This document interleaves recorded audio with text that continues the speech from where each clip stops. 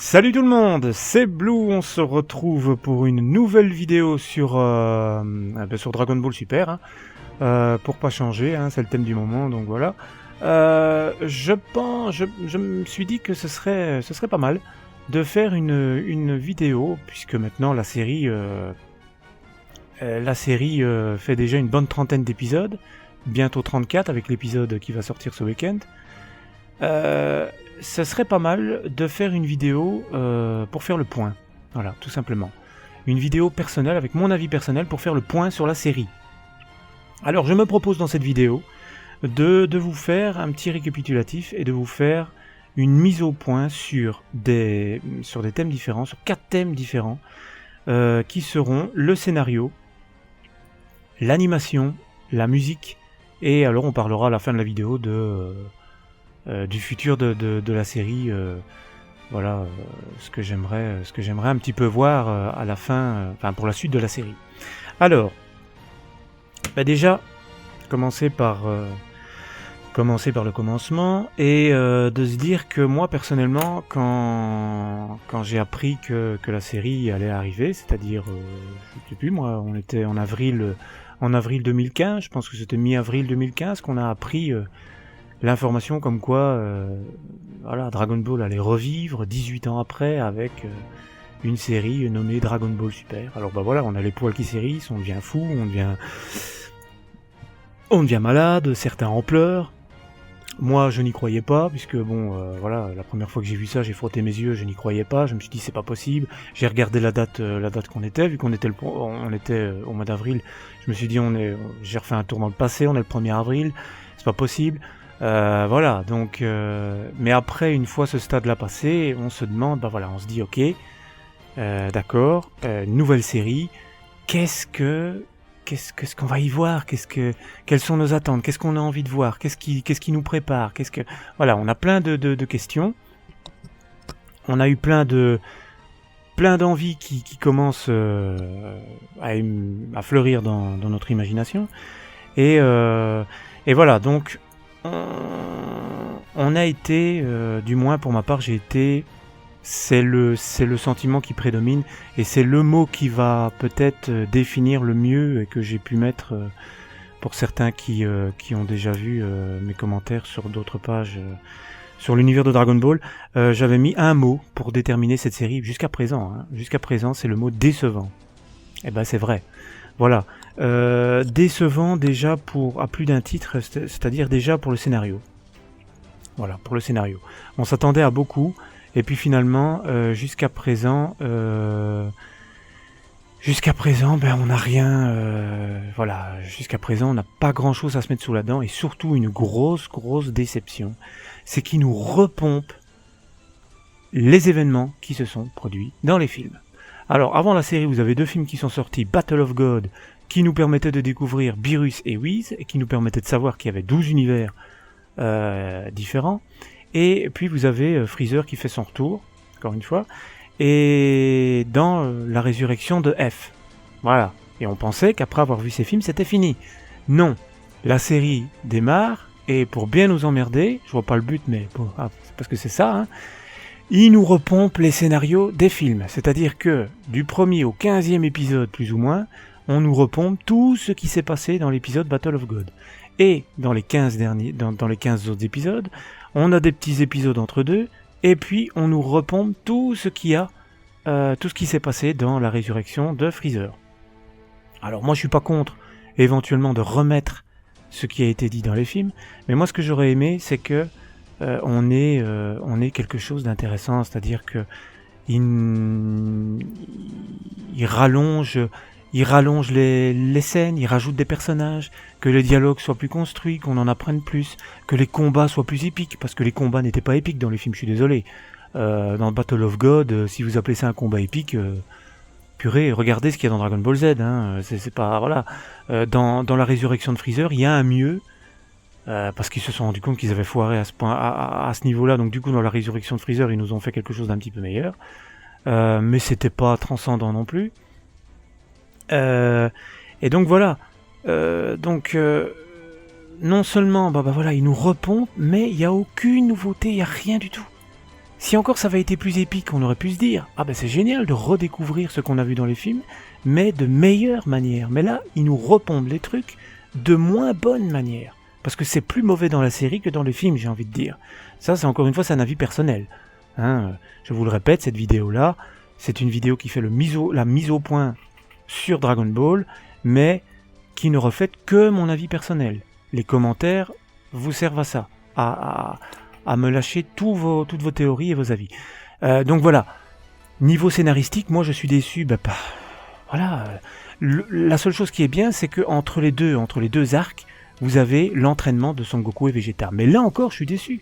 Là encore, je suis déçu parce que je m'attendais à un entraînement différent. Enfin, je sais pas, je n'ai pas d'idée claire, mais je m'attendais à quelque chose, à un entraînement plus intensif, plus, je sais pas, plus spécial que celui qu'on a pu voir entre l'arc de Beerus et l'arc de Freezer. Voilà. Là aussi, c'est décevant. C'est un scénario qui, à mon avis, comment vous dire, c'est un scénario qui ne m'a pas l'air fait par des passionnés. J'ai pas l'impression que la Toei nous sorte quelque chose de vraiment abouti. Dans Dragon Ball et Dragon Ball Z, vous pouviez voir cette passion, vous pouviez voir que les scénarios étaient vraiment... Bon, parfois c'était un petit peu emmerdant, mais bon, ça c'est dans tous les mangas. Mais dans l'ensemble, vous pouviez voir que c'était quelque chose de bien construit, de consistant, d'intelligent, de complexe. Tandis que, de complexe, Toriyama n'a jamais créé des trucs complexes, mais voilà, vous me comprenez quand je dis ça, c'était quelque chose qui était bien mieux fouillé, bien mieux abouti, que ici dans Dragon Ball Super, on a vraiment l'impression d'avoir quelque chose de léger, de mal construit, de mal ficelé, qui va beaucoup trop vite. Et quand je dis beaucoup trop vite, c'est maintenant à partir de l'arc de Champa, à partir de l'épisode 28-29. Alors, au moment où il devait aller rapidement, c'est-à-dire au moment où il nous refourguait les repompes des films, là il pouvait aller vite, parce que les fans savaient déjà ce qui allait se passer, et donc ils n'avaient pas envie de s'attarder là-dessus. Ils pouvaient aller vite, et là ils n'ont pas été vite. Et au moment où ils doivent prendre leur temps pour bien poser les bases, et que les fans puissent bien comprendre ce qui se passe devant leur mirette, là, ils ne nous permettent pas vraiment de bien savoir, ça va super vite. Regardez le tournoi qui vient de démarrer, le tournoi Univers 6 contre Univers 7. Mais ça va super vite, ça va trop vite. D'accord, ce ne sont peut-être pas des combats intéressants, mais quand même. Regardez Son Goku Botamo. Voilà, on a présenté Botamo, on s'est dit il est capable de faire quoi, machin, qu'est-ce qui... en fait, en tout cas, pour le moment de ce qu'on a vu, c'est une déception totale, c'est une grosse merde si on veut être vulgaire, c'est vrai. Ce combat est ridicule. Ce combat est juste ridicule. Et le personnage de Frost, écoutez, s'il vous plaît, je veux bien comprendre que Toriyama soit fan de Freezer, mais on vient de se retaper Freezer dans sa résurrection, et on se retape de nouveau un méchant qui lui ressemble. C'est pas qu'il lui ressemble, c'est complètement Freezer, quoi. C'est complètement Freezer à l'exception près que il est tout gentil, c'est le bienfaiteur de son univers, il combat la guerre, et il est pas beau méchant dans l'univers 6. Ouais, d'accord, génial. Oui, bon, super. Mais nous, en tant que fans, on a un petit peu... d'autant plus qu'on s'attendait un petit peu mieux de la part de Frost. Je suis désolé, pour ceux qui ont vu... Bon, je me gourre peut-être, l'épisode 34 va peut-être nous en apprendre beaucoup plus. Mais après l'épisode 33, est-ce que vous n'êtes pas un petit peu déçus de la part de Frost, vous? Ah, moi, si, personnellement. Je suis quand même pas mal déçu, parce que j'attendais, je me dis, bon, ok, il ressemble à Freezer, bon, c'est pas très imaginatif, on reprend le même et on recommence, on fait qu'il est gentil, on fait qu'il est gentleman, on fait qu'il a des transformations totalement identiques à Freezer, on aurait pu faire qu'il avait des transformations différentes. Ah non, elles sont identiques. Donc déjà ça, je vous dis, niveau imagination, c'est pas... Voilà, elle est où l'imagination là-dedans? J'ai l'impression qu'elle est partie, elle est pas là. Elle est pas là, je suis désolé, vous prenez Hit, c'est la même chose. Vous prenez Hit, c'est la même chose. Vous prenez Cell et Kula, vous prenez Cell, vous lui enlevez ses cornes, vous prenez la couleur de Kula, vous avez Hit. Ito, de son nom japonais. Voilà. C'est pas recherché du tout. Mais voilà. Je sais plus ce que je disais à propos de Frost, c'est qu'il y a une déception. Il y a une déception au niveau de sa puissance. Ah voilà, c'est ça que je disais. Le personnage est un petit peu décevant de par son physique, parce qu'il ressemble à Freezer. C'est le même look. Mais moi je me disais, il va nous surprendre. Il va nous sortir quelque chose de fou. Pas du tout. pas du tout, il est nul, et il se transforme, il va dans sa forme finale en un rien de temps. Voilà. Et il nous montre bien que c'est sa forme finale, hein. Il n'a pas de nouvelle forme. Lui, très certainement qu'il n'est pas capable de se transformer en Golden Frost. Voilà. Hein, Freezer était capable de se transformer, de se transcender et de se transcender, et d'aller au-delà de la transformation finale, mais je suppose que Frost n'en est pas capable. Voilà. Donc, voilà. Parler des personnages, c'est parler du scénario, c'est parler un petit peu de ce qui se passe pour le moment. On a eu des repompes des films, et maintenant on a le tournoi qui démarre. Voilà. Je vous dis, c'est le mot, c'est décevant. Voilà. Premier arc, Beerus. Le combat, je vous l'accorde, il est un petit peu rallongé. Il est un petit peu rallongé, mais il est moche. Enfin, il est pas terrible. Enfin, quand je dis moche, je suis un petit peu sévère. Hein. C'est vrai que je suis sévère quand je dis ça. Il est pas moche, mais il est pas génial. Vous sentez encore une fois qu'ils auraient pu faire mieux. Si on avait eu ce genre de combat Sangoku Beerus à l'époque de Dragon Ball Z, on aurait eu un truc de malade, un truc de fou furieux qui aurait duré au moins 5 épisodes, peut-être près d'une dizaine. Au lieu de ça, ici, on a un combat qui dure quelques épisodes, mais qui n'est absolument jamais vraiment fou furieux, quoi. Enfin, c'est pas terrible, quoi. Voilà. Enfin, moi, j'ai pas pris mon pied en regardant ce combat. Alors maintenant, peut-être que vous allez pas être d'accord avec moi, mais voilà, chacun son avis. Moi, j'ai mon avis. Donnez-moi le vôtre. Et mais bon, moi, ce combat m'a pas rendu cinglé, quoi. C'était pas terrible, quoi. Et après, on a l'arc de Freezer, et là, j'ai même envie de dire que c'était mieux dans le film. Voilà. Là, c'était pas terrible. Voilà, le combat, ils nous ont rallongé un petit peu la période quand Sangohan et les siens se affrontent l'armée de Freezer et qu'on retrouve à un moment donné Jinyu. On se dit tiens, le retour de Jinyu, ça fait super longtemps qu'on l'avait pas vu, qu'est-ce qu'il fout là? On voit pas trop l'utilité de le réutiliser celui-là, mais enfin bref, c'est pas mal, c'est marrant, on se dit que voilà, on est intrigué, on se dit quel rôle il va jouer. En fait, il joue aucun rôle. Il arrive pendant 1 ou 2 épisodes, il fait sa petite révolution, et puis il est dézingué en 2 secondes par Vegeta. Voilà, au revoir Jinyu, c'est terminé, il a disparu à nouveau. Voilà, et cette fois-ci, il est vraiment bien mort, et il n'est plus dans la peau d'une grenouille. Mais voilà, c'est toutes ces bêtises-là, vous voyez, c'est quoi ça?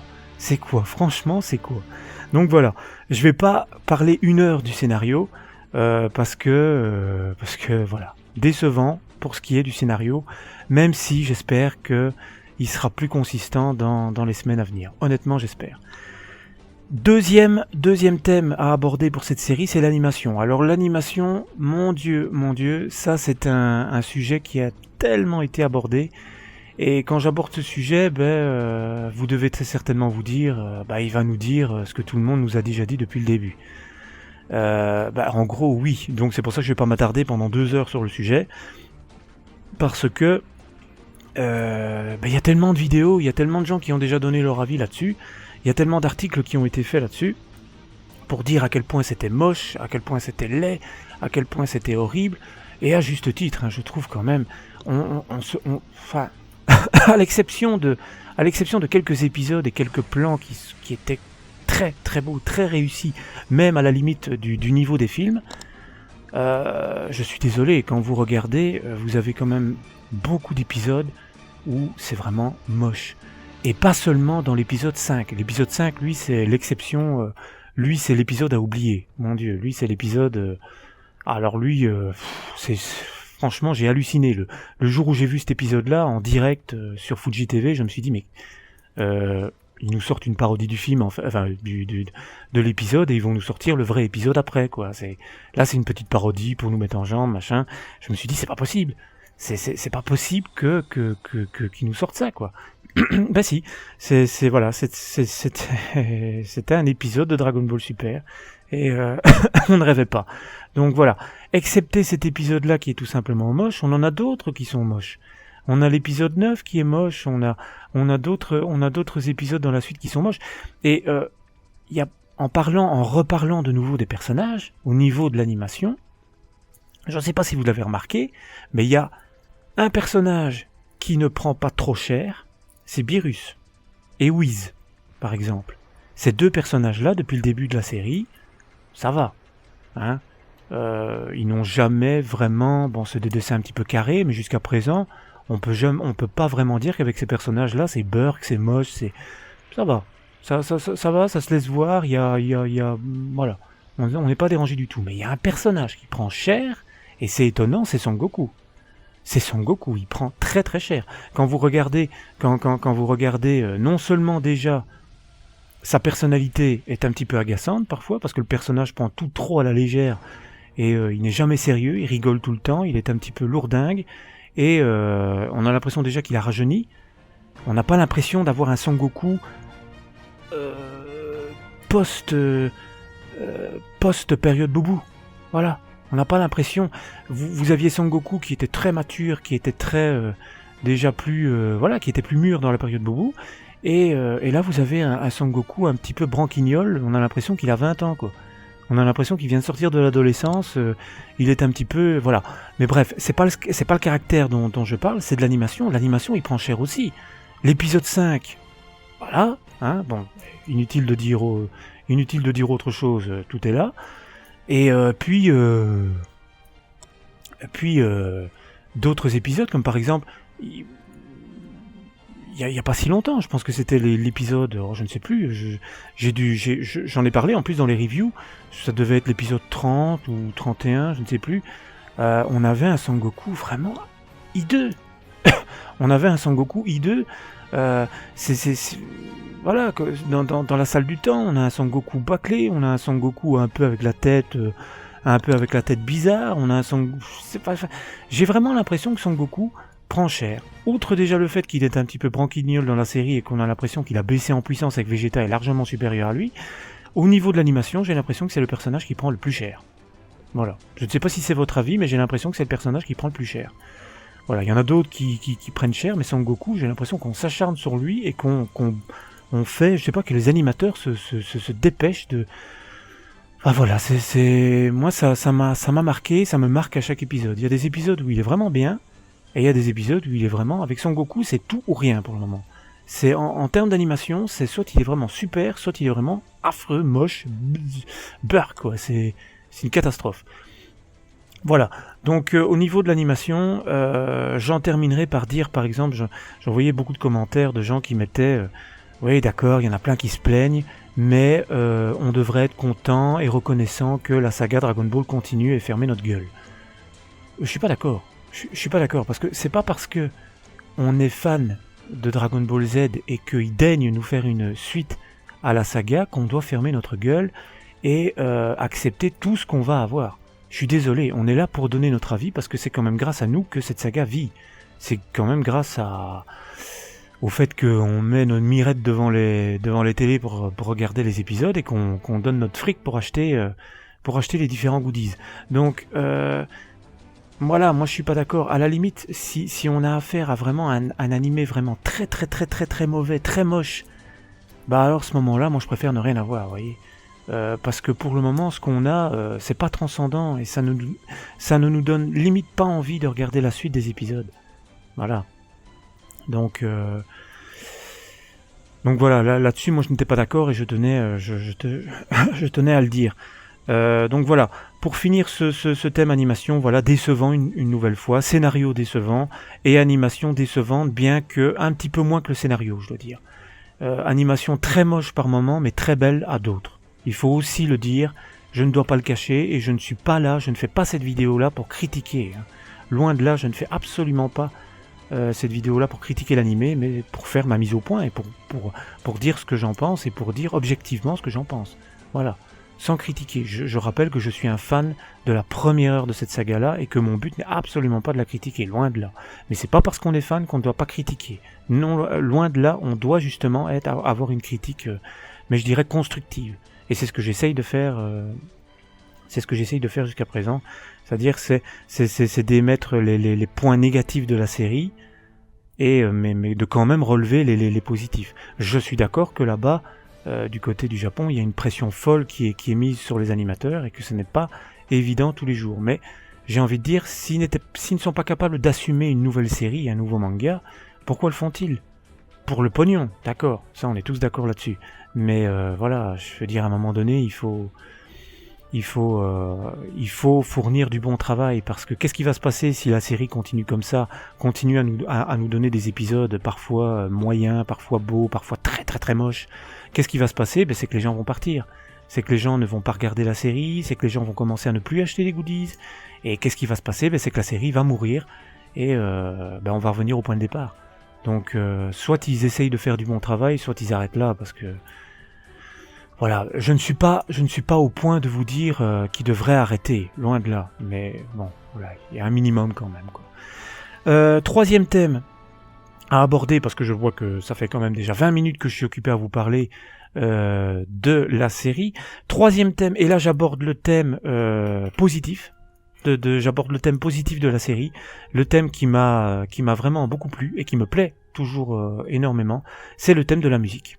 Voilà, c'est le thème de la musique dans le manga, qui est tout simplement génial. Voilà, même si au début j'étais pas forcément fan, les premiers épisodes je cherchais encore un petit peu le style de la série, j'essayais d'écouter, mais voilà, l'OST est vraiment très bon, et d'ailleurs le CD de l'OST de la série vient de sortir au Japon. Pour ceux qui auraient envie de se le prendre, il doit être disponible sur Amazon Japon, je crois, ou sur d'autres sites spécialisés. Donc voilà, l'OST est vraiment très bon de ce manga. Notamment 2 thèmes. Là, je vais vous faire écouter, si vous l'entendez bien, je vais vous faire écouter les 2 thèmes qui me sont chers dans ce manga. C'est le premier thème qu'on peut entendre quand Son Goku affronte Beerus dans Shikaio, qui provient donc de ce fameux épisode numéro 5, comme quoi l'épisode numéro 5 n'était pas complètement acheté. C'est la première fois, je pense, que je l'avais entendu. Après, on l'a entendu dans d'autres épisodes, mais voilà, c'est là-dedans que ça m'avait frappé. Et la musique que vous entendez là actuellement, voilà, ça c'est vraiment le thème qui m'a vraiment marqué le plus, et qui m'a permis de dire que la musique de Dragon Ball Super était vraiment bonne. Parce que je pense vraiment que là on a affaire à un thème vraiment très très bon. Il y a un deuxième thème qui est excellent, c'est quand Son Goku se transforme en Super Saiyan God, et que vous avez ces espèces de chœurs qui commencent à chanter, ces espèces de voix majestueuses. Vous avez là vraiment un excellent thème, une excellente chanson, une excellente musique, et franchement voilà, il n'y a pas que ça, il y a des thèmes dans cet animé qui sont mauvais, mais la plupart sont vraiment très très bons. Et on voit que là, comme quoi vous voyez qu'ils sont capables de le faire, on voit que là la Toei c'est vraiment donné à fond. Ils ont vraiment fait quelque chose d'abouti, de vraiment bon. C'était vraiment excellent. Voilà, c'est vraiment excellent. L'OST est excellente. Donc à quand un niveau aussi élevé pour le scénario et l'animation. Voilà, mais en tout cas ça c'est le point positif, c'est la musique. Inutile d'en parler pendant des heures. C'est le point positif. Moi je dirais que pratiquement toutes les musiques de l'anime me plaisent. Il y a des musiques qui sont un petit peu plus calmes, qui servent un petit peu, voilà, qu'on entend plus souvent dans des scènes normales, mais même les musiques plus classiques, ou voilà, ce ne sont pas des musiques épiques de bataille ou de transformation, eh bien je les aime bien. Franchement, je les aime bien. Il n'y en a pas beaucoup que je n'aime pas dans les musiques de Dragon Ball Super. Donc voilà vraiment le gros bravo à la Toei, le gros point positif de cet animé, c'est la musique. Et autre chose personnelle que j'ajouterais, c'est qu'on peut voir sur YouTube notamment beaucoup de vidéos de gens qui mettent les musiques de Dragon Ball Z sur des scènes de Dragon Ball Super. Et ben j'ai envie de dire que je n'aime pas. Je préfère regarder Dragon Ball Super avec les musiques de Dragon Ball Super. Parce que il y a trop de... Voilà, il y a trop de différence entre Dragon Ball Super et Dragon Ball Z. Déjà par l'animation, et je trouve que les musiques de DBZ ne sont plus vraiment adaptées à ce qu'on est occupé à voir actuellement avec Dragon Ball Super. Voilà, tout simplement. Donc moi je préfère garder les musiques du manga actuel, et les musiques de Dragon Ball Z vont avec DBZ, et puis c'est tout. Voilà, il faut pas chercher plus loin. Voilà, donc gros point, grosse satisfaction pour la musique. Le dernier point pour clore cette vidéo, il s'agira du futur de la série, ce qu'on a envie de voir et ce qu'on attend, ce que moi personnellement j'aimerais bien voir dans le futur de la série. Qu'est-ce que j'aimerais bien voir ? Eh bien tout simplement en apprendre plus sur des personnages qui sont trop laissés de côté pour le moment. Enfin pas laissés de côté, mais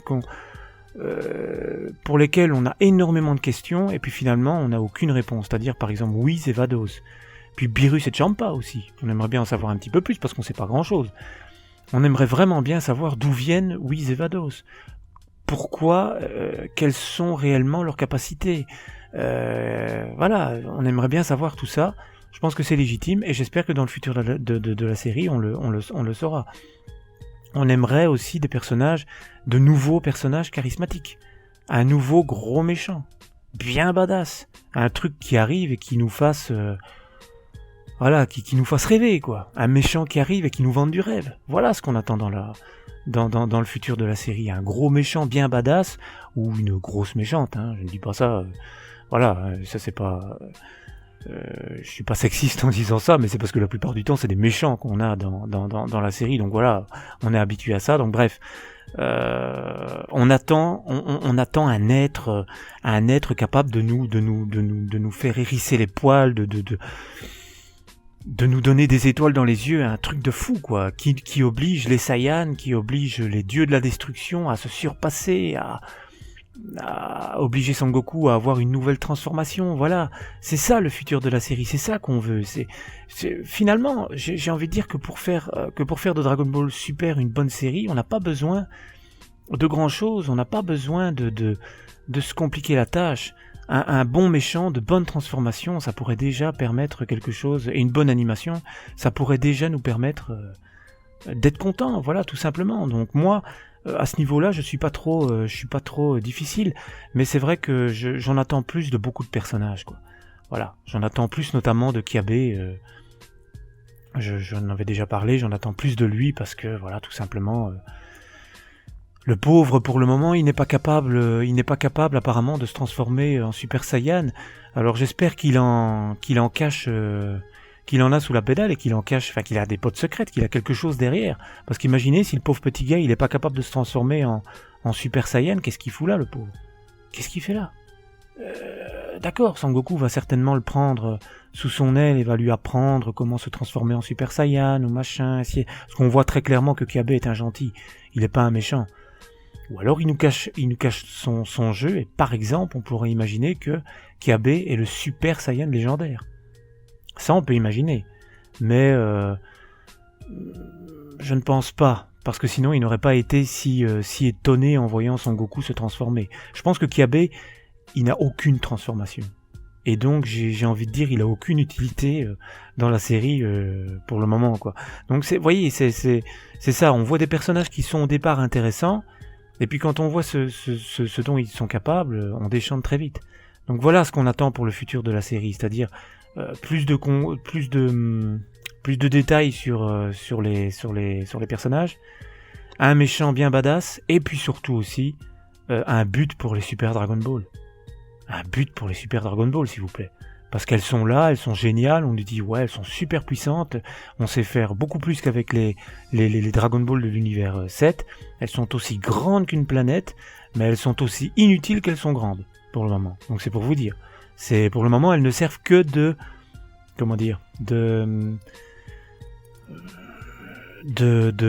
lot, de cadeaux, enfin de récompenses aux gagnants du tournoi. Voilà. Mais ça va être quoi leur utilité ? Ça va être quoi leur but ? Et il y a une petite interview de Toriyama qui nous disait que la bande à Goku allait partir en quête des Super Dragon Ball. Mais comment pourrait-il partir en quête pour les Super Dragon Ball si elles sont déjà toutes là ? Elles sont déjà toutes là, il n'en manque qu'une. Donc, il va peut-être se passer quelque chose qui va faire qu'elles vont être dispersées et qui vont devoir les récupérer. Pour je ne sais quelle raison. Dans Dragon Ball, il y a toujours une raison pour rameuter les Dragon Ball. Enfin, là, ici, les Super Dragon Ball. Donc voilà. Une utilité aussi pour les Super Dragon Ball, s'il vous plaît. Parce que pour le moment, on n'en a pas. Hein. Donc, on se pose beaucoup de questions et on a très peu de réponses ou des réponses vraiment pas satisfaisantes. Voilà un petit peu le sentiment qu'on ressent. Donc je reviendrai sur ce que j'ai dit sur plusieurs pages Facebook et sur mes vidéos, c'est de dire que le sentiment général pour le moment, si on ne devait retenir qu'un seul mot de la série pour le moment, c'est décevant. Décevant, mais on est toujours plein d'espoir et on attend beaucoup encore de cette série, bien évidemment. Donc voilà, je remarque que ça fait une demi-heure que je suis occupé à vous parler de Dragon Ball Super, donc j'espère... Écoutez, ceux qui sont parvenus, ceux qui ont été assez courageux pour me suivre jusqu'à la fin de cette vidéo-là, je vous dis merci. Et voilà, je vous donne rendez-vous, bien sûr, pour d'autres vidéos. C'est la fin donc de cette vidéo mise au point sur Dragon Ball Super. J'en ferai d'autres. Je ferai d'autres vidéos mises au point après peut-être, je sais pas moi, 60 ou 70 épisodes pour voir un petit peu l'évolution de la série. On reverra à ce moment-là. Mais voilà, comme ça vous avez mon ressenti sur la série après une trentaine d'épisodes. Et n'oubliez pas, les commentaires servent à ça. À vous lâcher, vous dites ce que vous voulez, ce que vous pensez des vidéos, et ce que vous pensez de la série en général, quelles sont vos théories, vos attentes, et voilà, vos idées sur la série tout simplement. Donc voilà, je vous ferai certainement une vidéo sur le futur de la chaîne aussi, pour ceux que ça intéresse. Je vois notamment que j'ai dépassé les 50 fans. Je dois être maintenant, au moment où je vous fais la vidéo, je dois être à 55 fans. Donc je vous remercie beaucoup pour votre confiance et j'espère que voilà, j'espère qu'on ira loin ensemble dans les vidéos, qu'on continuera à débattre un maximum sur toutes sortes de mangas. Pour le moment, ça se focalise beaucoup sur Dragon Ball Super, mais il y en aura d'autres. Hein. J'ai commencé sur One Punch Man. Il y aura certainement l'attaque des Titans qui va arriver. Enfin, il y aura d'autres. Je vais essayer de varier un petit peu les critiques manga. Et puis il y aura, je vous dis aussi, j'aimerais bien faire plus de vidéos direct live, puisque je suis quand même un fan de jeux vidéo, et j'aimerais bien faire plus de direct live sur les jeux vidéo. Mais tout ça, ça fera partie d'une prochaine vidéo où je vous parlerai du futur de la chaîne. Voilà, je vous remercie beaucoup pour votre attention et je vous dis à bientôt, comme d'habitude, pour une prochaine vidéo. Merci beaucoup, à bientôt.